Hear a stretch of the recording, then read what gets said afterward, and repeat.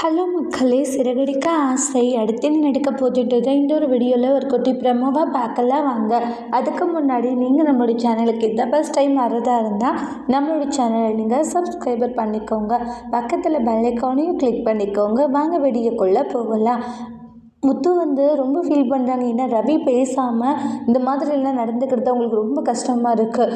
சின்ன வயசுலேருந்து நானும் ரவியும் எப்படின்றது அவனுக்கு தெரியும். ஆனால் தெரிஞ்சுமே அவன் இந்த நேரத்தில் என்னை நம்பாத போயிட்டான் அப்படின்ற மாதிரி குற்ற உணர்ச்சியோடு ஃபீல் பண்ணுறாங்க.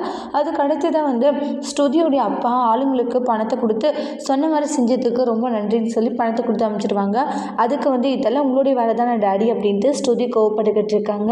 நீங்கள் பண்ண ஒரு வேலையினால எவ்வளோ பெரிய பிரச்சனை ஆச்சு தெரியுமான்றாங்க. எதுக்காக இப்படியெல்லாம் நீங்கள் பண்ணிக்கிட்டு இருக்கீங்க, நீங்கள் பண்ணது கொஞ்சம் கூட மறக்கவே முடியாதோ அப்படின்ட்டுலாம் சொல்லிட்டு ரொம்ப கோவப்பட்டு சண்டை போட்டுக்கிட்டு இருக்காங்க.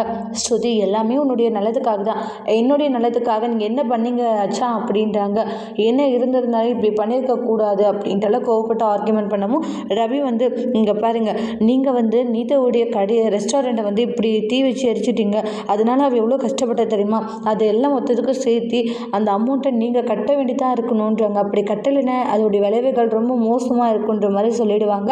அதுக்கப்புறம் வீட்டுக்கு முத்துக்கிட்ட ஃபீல் பண்ணி மன்னிப்பு கேட்குறாங்க. என்னை மன்னிச்சிருடா, நீ தான் பண்ணிட்டேன்னு சொல்லிட்டு உன்னை தப்பாக புரிஞ்சுட்டு உன்னை ரொம்ப காயப்படுத்திட்டு உன்னை அப்படி பண்ணியிருக்கக்கூடாது அப்படின்ட்டு ரொம்ப ஃபீல் பண்ணி மன்னிப்பு கேட்குறாங்க. அதோட இந்த பிரம முடிச்சிருக்காங்க. தேங்க்யூ.